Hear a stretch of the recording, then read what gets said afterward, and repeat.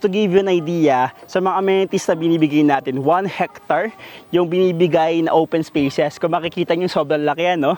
Sabi nga namin sa mga clients namin, kung hindi Ayala ang nakahawak ng New Valley, malamang sa malamang itong kinaaapakan ko is bahay siya ngayon.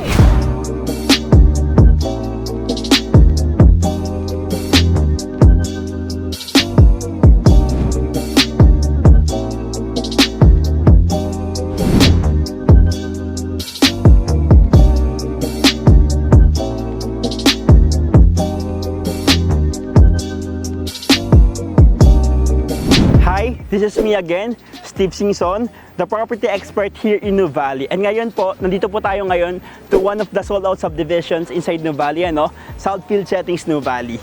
Let's take on a quick drive tour, para makita natin yung mga developments inside New Valley. And later, pasukin natin itong Southfield Settings, New Valley para maipakita sa inyo kung gaano ba kaganda yung mga subdivisions in New Valley.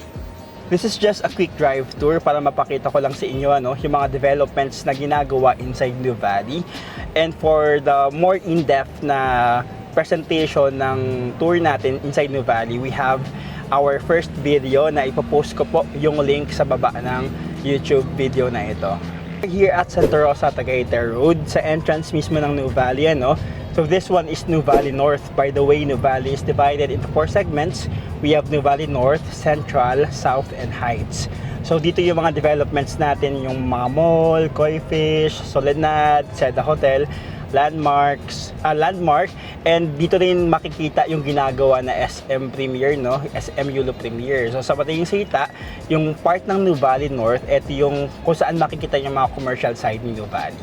Sa area naman na to, kung makikita natin on our right side, kaka-open lang din ng Landers, This is the 10th Landers in the Philippines na aside from SNR, meron tayong additional na shopping center inside New Valley. And this side naman sa ating left, This is East Block. It's approximately 12 hectares in size. One of the central business districts inside New Valley. Na ang gagawin sa kanya, mga mid-rise buildings lang, mga corporate centers, na in the future, it will create jobs and opportunities sa mga residents inside New Valley.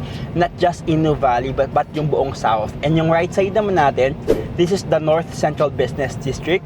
So approximately 5 times the size of each block, ng East Block, na kagandahan na pagkatapos tong lahat, para kang sariling BGC inside New Valley. And now we are heading towards New Valley Central. Sa entrance ng New Valley Central, makikita agad natin yung Central Block. So this is a commercial, a high-end commercial inside New Valley, na ang kagandahan, hindi mo kailangan lumabas because you have your own mall here. So ang ilalagay dyan, may mga banks, may mga restaurants, coffee shop, and yung mga basic convenience lahat, makikita mo dito sa Central Block. In New Valley, you're not just buying a piece of property on a standalone building or a standalone subdivision, but what you're buying is the whole community, kasi lahat ng convenience binigay sa'yo. Paglabas mo ng subdivision, nandyan na yung mga schools, nandyan na yung central business districts, pwede nang mag-work dito yung future family natin, and of course, the quality of living, kumbaga, kung ano yung binili mo, yun yung kapitbahay mo. At dahil nabalitaan ng mga malaking mga developers na merong magandang development si New Valley dito sa Santa Rosa area, sa Laguna. Ngayon, yung like for example, this one, yung nasa left side natin, si Rockwell, So 40 hectares, almost yung nakuha niya dyan na property na in the future gagawin niya para McKinley style. So additional convenience din sa atin na magkakaroon ng access ang lahat ng mga New Valley residents. And sa dulo ng New Valley Boulevard, ito yung pinakamalaking daan inside New Valley na maraming mga trees. Itong pinakatumbok na to, in the future, isa tong 10 hectares na Alfresco Mall. So, kagandahan sa kanya, pag natapos to, mataas yung mall na ito. And sa pinakataas niya, sa pinakadulo niya, meron kang prime view of buong Laguna and mga subdivisions inside New Valley. Na in the future, you have your own mall, sa ino-offer natin yung mga subdivisions dito na hindi mo kailangan magpunta ng Central Block or ng Soledad area para lang mag-mall because you have your own here. By the way, sa New Valley, may mga schools din tayo. We have, of course, sa labas yung Xavier School. Ito naman, sa right side natin, yung Everest Academy. And also, yung pinakamalapit naman na school sa Southfield Settings, New Valley is yung Miriam College. Na kagandahan, hindi mo na kailangan lumabas ng estate, para lang i-enroll yung anak mo sa school because you have options here inside New Valley. We are now here at New Valley South. Dito natin makikita yung mga last developments ni Avida pagdating sa mga subdivisions, ano. And itong right side natin, ayan, ito yung Forest Avenue. Inopen siya for Aberdeen and Southdale residents only. Imagine yung ganito kalaking daan, dalawang subdivisions lang kayong mag-share. So in the future, sa gitna magkakaroon ng magandang landscape, sa gilid may walk path, and sa gilid na magkakaroon dyan ng mga trees, so para siyang New Valley Boulevard na magbibigay ng shadow sa lahat ng mga residents na dadaan dito sa area. These are the last subdivisions inside New Valley, no? Yung right side natin is Southdale Settings New Valley, and yung left side natin is Aberdeen Estates New Valley. Almost sold out siya, however, nagkakaroon tayo ng mga tinatawag na reopen lots. Ibig sabihin, ito yung mga lots na possible yung client nag-change ng mind, nag-migrate, or nag-change ng lots. For example, from maliit, nag-upgrade ng malaki. So yung mga lots na ito, ino-open siya sa inventory, sa system natin. Ngayon, pag may nag-open ng mga inventories, paunahan. Let's say, for example, 5 yung nag-open today, and like 1 to 2 hours na uubos na agad yung mga inventories because of the demand. Diba, the law of supply and demand, mataas ang demand pero wala kang supply. So, in tendency, tumataas lalo ang price. Kaya napakalaki ng demand dito sa New Valley for the lots. And pag may nag-reopen, nakukuha siya agad. So, I think we can now go inside to one of the sold-out subdivisions inside New Valley. Southfield Settings New Valley, na ito yung pinakamalapit na resemblance si Southdale, no? Kumbaga, this time mas improved lang si Southdale kasi mas malaki yung mga open spaces and mas madami yung mga lot only lang compared to house and lot. At least makita nyo yung actual na mga swimming pool, basketball court, yung mga amenities natin, and yung mga sample ng mga lot sizes natin and mga houses na pwedeng ipatayo sa iba't ibang mga lot sizes. So, pasok tayo para makita nyo kung gaano kaganda si Southdale Settings New Valley. So, nandito po tayo ngayon sa entrance si Southfield Settings New Valley. And pasok tayo, no? Pero bago tayo makapasok sa loob, of course, merong guard na haharang sa atin. Dahil sa lahat ng mga subdivisions ni New Valley, matindi yung mga security natin. So pagpasok natin to, makikita nyo malaki yung roads na sasalubong sa atin. Tapos sa gilid, may mini garden, may walk path before pa yung property line mo. So sobrang laki ng mga open spaces. Dito, makakakita ka ng mga generic house and lots natin.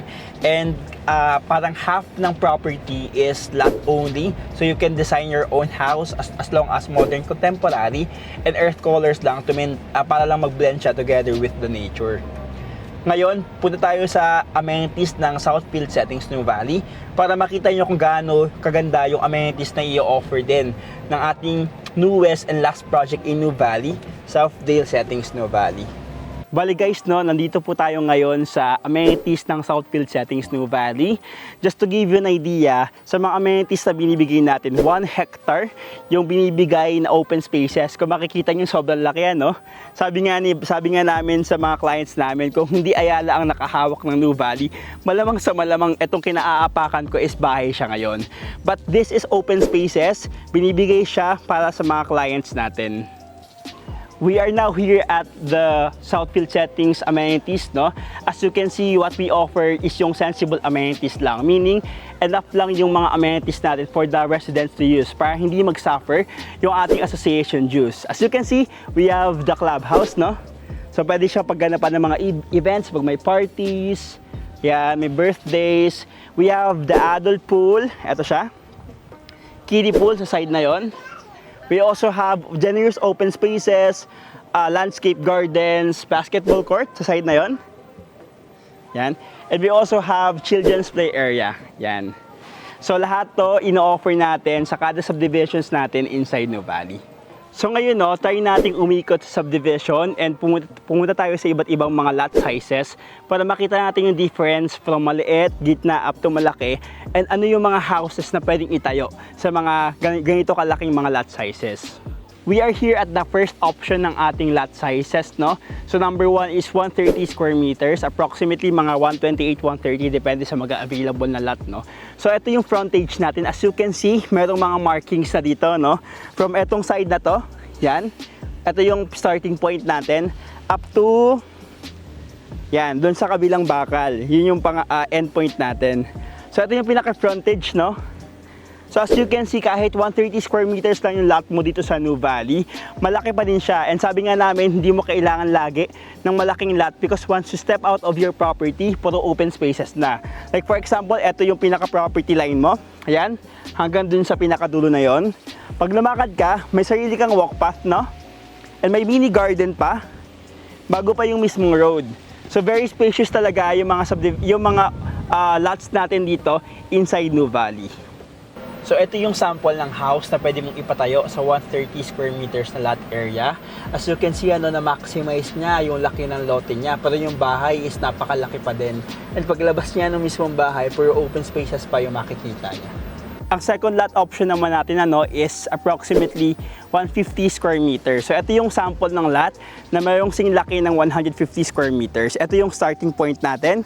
Ayan, sa pole na to hanggang dun sa kabilang pole. So ganyan siya kalaki, no?